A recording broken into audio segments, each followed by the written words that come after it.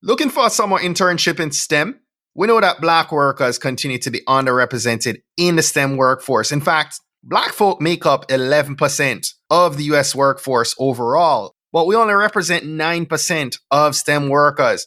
And our sponsor, the Campaign for Black Male Achievement, is working on this, right? We partnered with Fund to Foundation in support of their InternX program. Now, InternX is an ambitious new initiative. It's working to match 10,000 skilled young adults nationwide with quality internship opportunities by the year 2020. But here's what's up. We need your help. We need you to share the word, tell everybody about this awesome internship opportunity for our young adults. I want you to hop on over right now if you want to learn more or register. Visit bit.ly/CBMA InternX. Again, that's bit.ly/CBMA InternX. Click on the link there to register.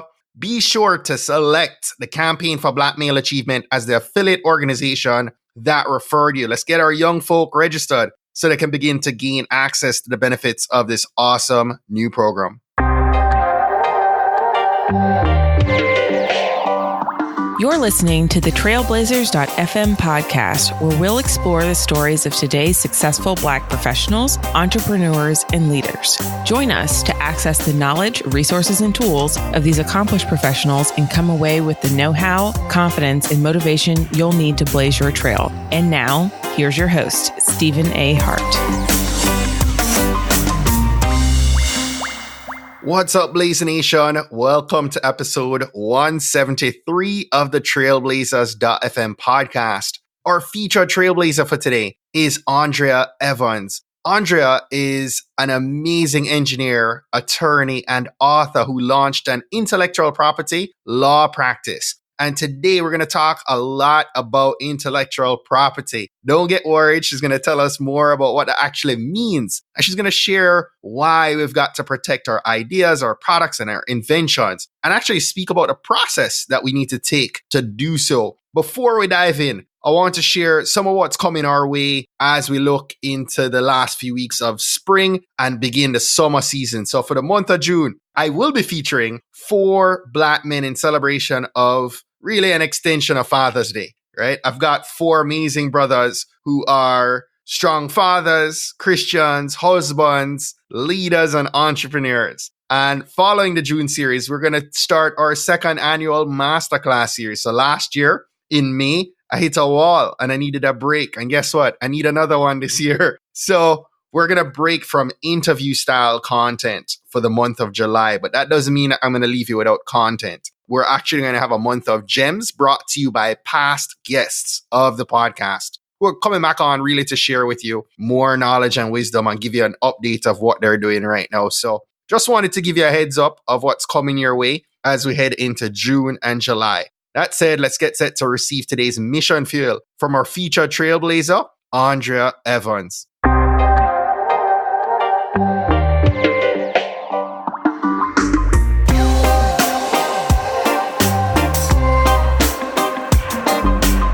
Attorney Andrea Evans, how are you? I am fine, and thank you so much for allowing me to be on this podcast tonight. Andrea, you have so much wisdom, and I can't wait to get into it and talk with you a bit more. But we start every conversation off from a place of gratitude. So I wanted to ask you right at the beginning, what's an unexpected blessing that you're most grateful for in your life right now?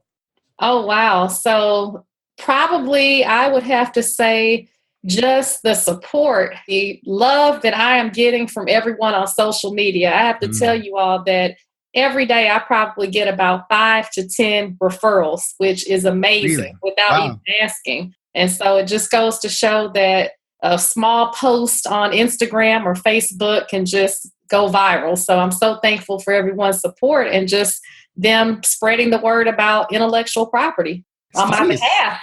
It's funny you say that. I would think that maybe LinkedIn would have been a better referral source for you, but you're getting a lot of referrals from Facebook and Instagram?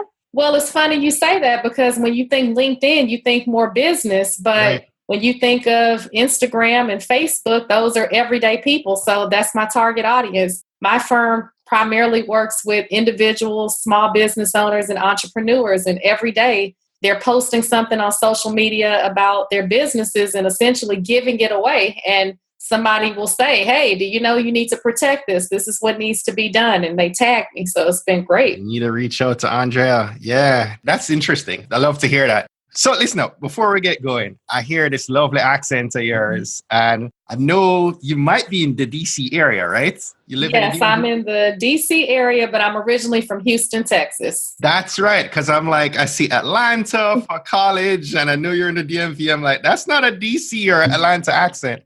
That's beautiful accent. So you grew up in Texas? Yes, I grew up in Houston. So I'm actually from 3rd Ward in Houston. So this is my Beyonce accent. So I'm a little older than her. So I guess she has an Andrea accent. That's right. There you go. So I did see that you attended both Spelman and Georgia Tech, right? Yes. After graduating from high school in Houston, I had a full tuition academic scholarship from NASA to go to Spelman and Georgia Tech. So I participated in the 5-year dual degree engineering program. So I went to Spelman for 3 years and Georgia Tech for 2 years. And my degrees are in mathematics and civil and environmental engineering from both colleges. Wow, that is awesome. I was very curious. I'm happy you answered that because I was like, math, 2 different degrees from 2 different schools, and you're a STEM brain. How did you kind of transition into becoming a patent attorney?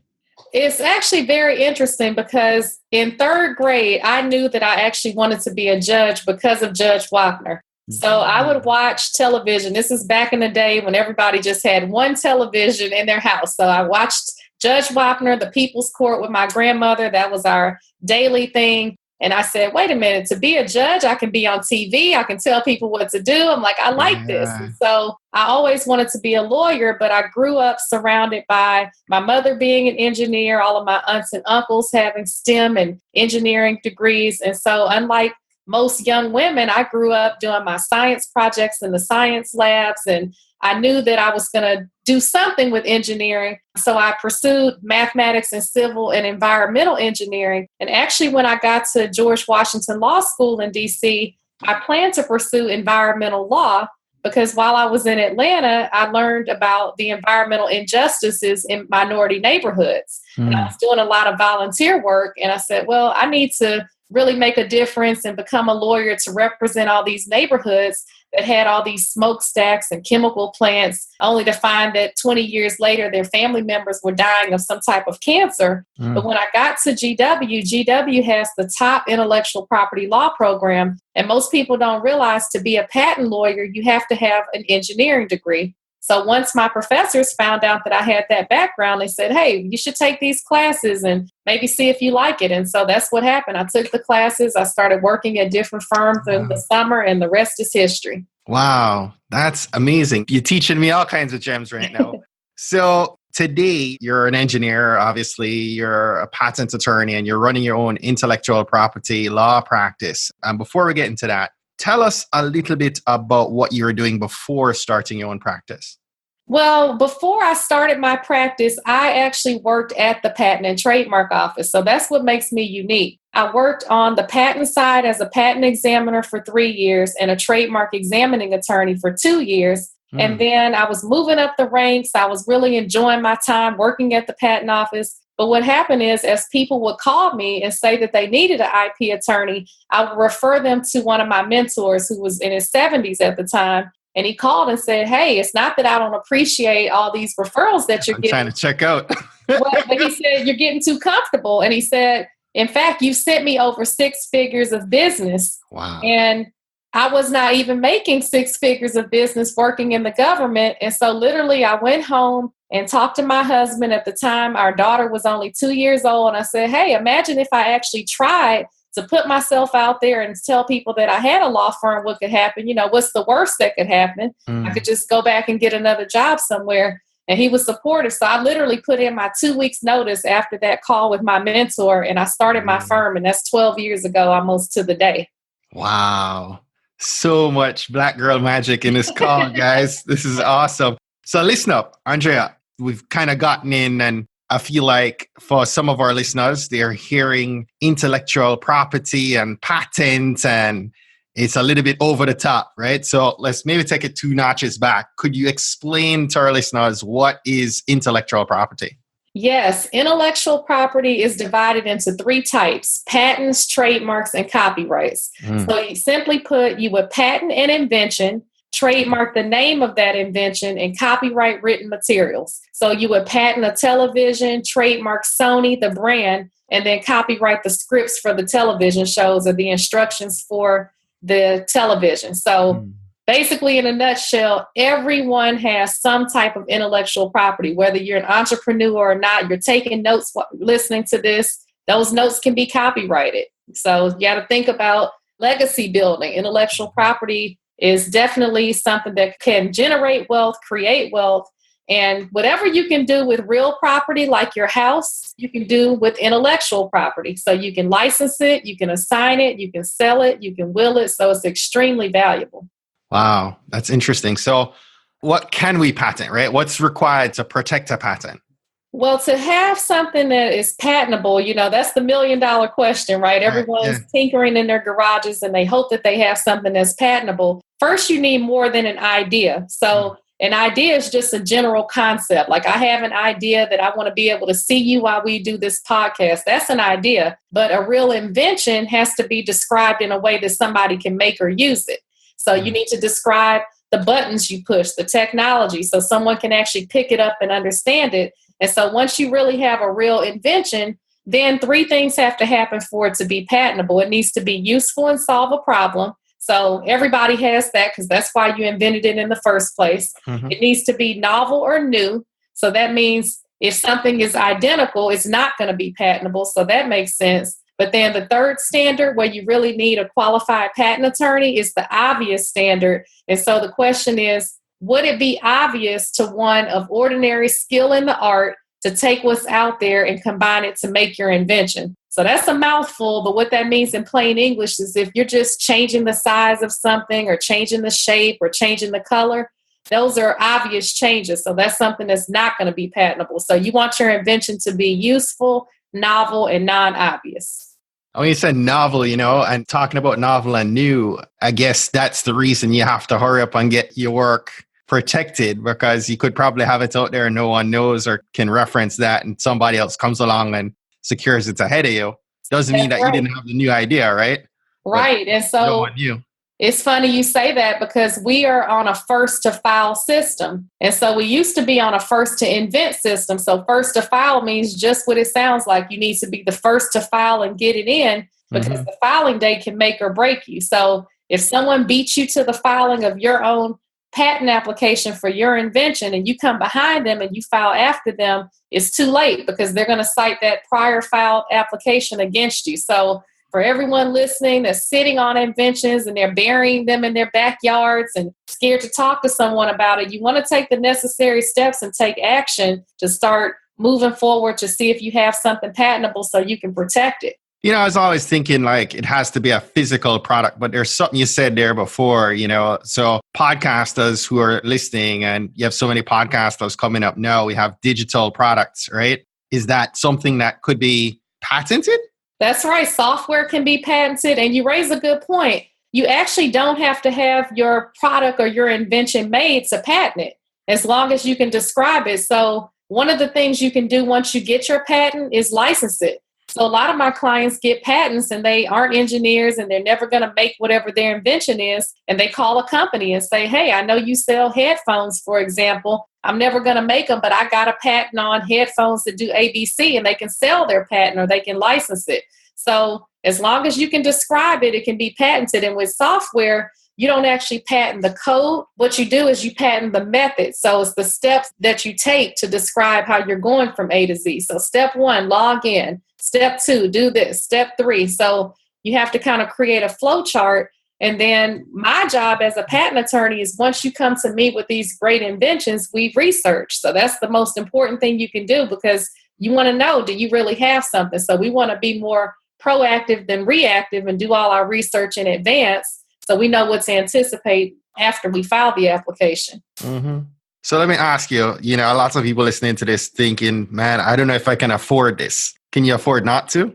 Well, and you can afford it. So there are different types of applications you can file, and that raises a good point. And they're different shows. So if you subscribe to my newsletter and you follow me on social media, you'll see me at a lot of trade shows all across the world. And there are trade shows for everything from toys to houseware to baby products. Mm-hmm. And what happens is at these shows, they have pitch competitions and people get deals with companies. You can have an application filed, and if a company is interested, they'll pay the rest of your fee. So it can be done. You can get loans. I mean, just like anything, right? You're going to create a business. If you have an invention and you think that you have the next best thing and the $1 million idea, you have to invest in it. And in fact, that's my trademark, invest in your idea. So it's going to cost you a little bit to get things done and start moving forward with protecting your intellectual property. But when you weigh what it's worth, then I think it's priceless. So that's what you have to look at.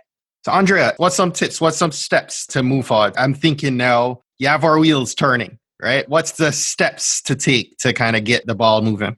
Okay, so let's talk about inventions with patents. So if you're an inventor out there, what you're going to want to do is schedule a consultation and be able to describe your invention in a way that somebody can make or use it. And what you want to expect when you have a consultation, at least with my firm, is we're going to start by doing some research. So let's see, does anybody have anything just like this? And we're going to go through and try to talk about it. Now, a free resource for searching is google.com/patent. So PATENTS. And you can go in there and just like kind of a regular Google search, you can put in some keywords, and that's going to basically populate different patents and publications that are out there. So prior to coming to the consultation, you can say, hey, I found a reference that teaches ABC. Do I still have something? So that's what we'll do. We'll do our research first, because once you file a patent application, you cannot change anything. And so there are different types of applications. So let's say you come to me and you say, I know I want my headphones to do ABC, but I'm not quite sure. We can file a provisional patent application that can hold your date for a year. And then by the time you come back at the following year, you can file the non-provisional. And that's the one that is examined. It does mature into a patent. And, you know, that's the one that hopefully you can get a patent to enforce against others if you need to. So research is key when you have an invention. And also the research not only helps you to anticipate issues that can occur at the patent office, but it gives you an idea of who you can maybe license or sell your invention to. Because I can't tell you, most people come to me and they say, nobody has anything like this. I've never seen it on the store shelves. But it doesn't matter what's on the store shelves. We need to research, because a lot of people have patents and never go to the store or never do anything with them. Yeah. It's interesting you said that, because probably the mindset to you have some people who come up with the idea can't necessarily carry it to markets and have the marketing and sales brain to kind of carry out that side. So I could see where somebody would own a ton of patents and have them sitting, or need the help of somebody else with that skill set, right? That's right. But that's like any business. And, you know, I know you talk to a lot of entrepreneurs and you're a business person. When you can't do it yourself, that's when you have to outsource and hire qualified people to get things done. Absolutely. That's amazing wisdom here. I'm excited to have you here. I saw that you're also the owner of a hands-on STEM program called Kidgineer. Kidgineer, yes. Tell me about that. It is such a fun and amazing program, because we start as young as 5 years old and we expose children to hands-on STEM activities. So we've done things from building robots to chemical engineering projects, civil engineering, and it's just amazing. So I actually was awarded a Champion of Change award, the Obama administration for that program. Love it. So is that a year-round program, a summer program? How is that structured? Well, it's typically structured as a 6-week program. Okay. And basically at the end of the 6 weeks, the children showcase or have a program. Like, for instance, in our video game class, it's amazing because they troubleshoot on the spot. So each one of them will demonstrate their game. And it's amazing how we can teach them the tools, and then they put in their own personality. And the boys have games that have scary music, and the girls have games that are real vibrant. And if there's a problem on the spot, they can troubleshoot it.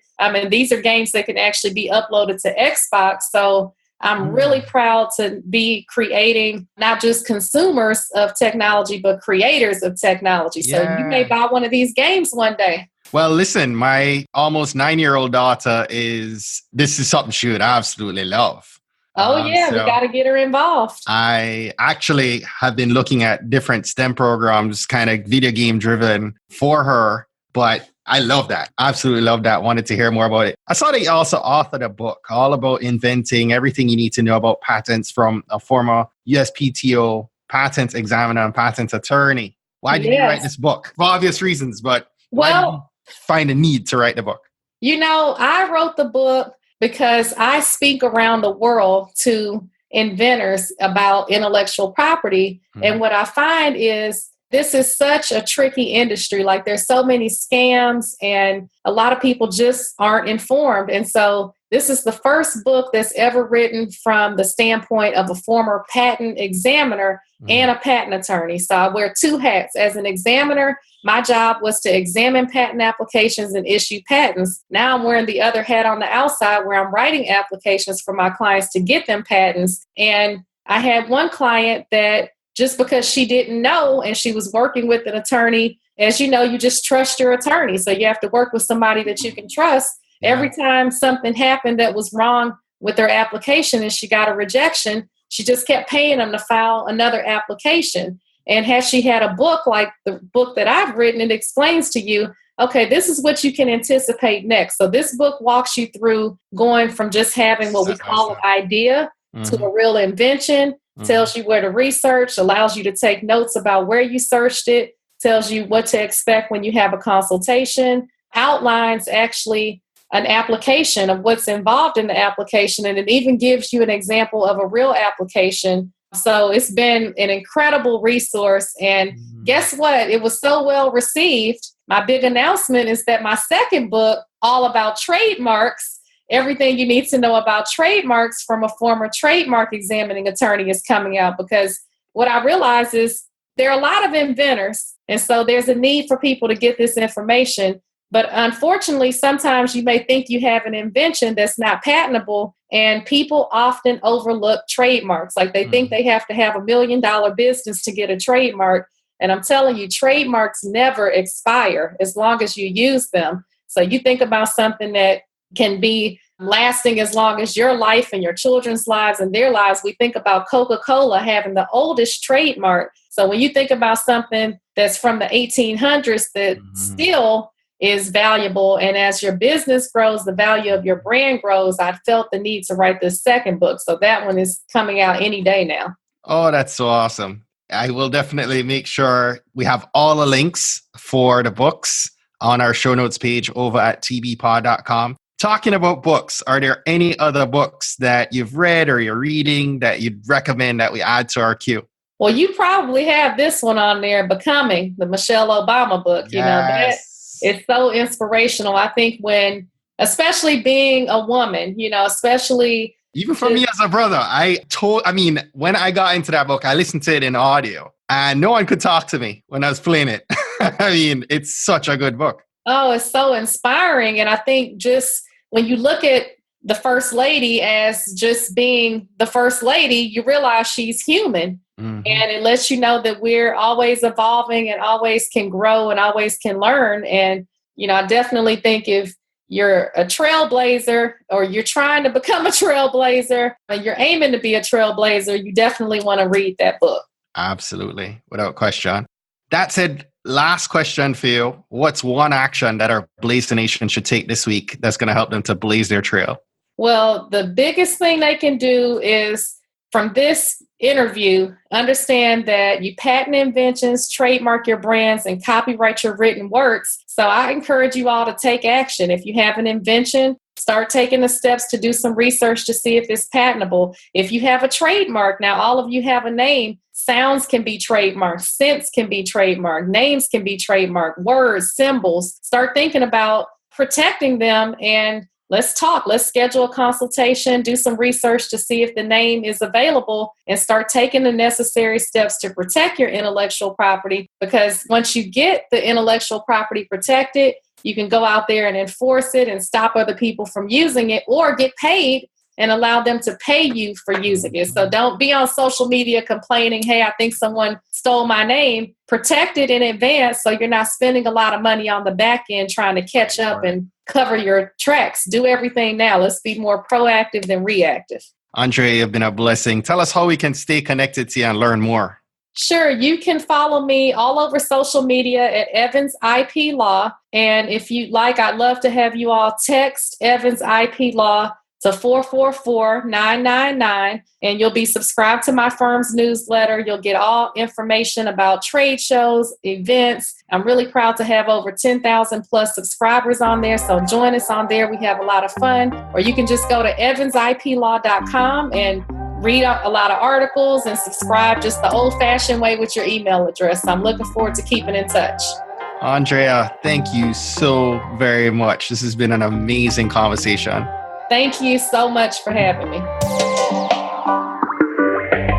I'm Steve Nehart, and you've been listening to the Trailblazers.fm podcast. If you're not yet doing so, consider following Trailblazers.fm on Twitter, Instagram, and Facebook, and feel free to connect with me over on LinkedIn. Whenever you're posting stories or social media posts about Trailblazers.fm, be sure to use the hashtag TBPod and hashtag Mission Fuel. We'll be able to see you, and I'll be able to show some love. And in case you're not aware, our show notes for all our episodes can be found on our website over at tbpod.com.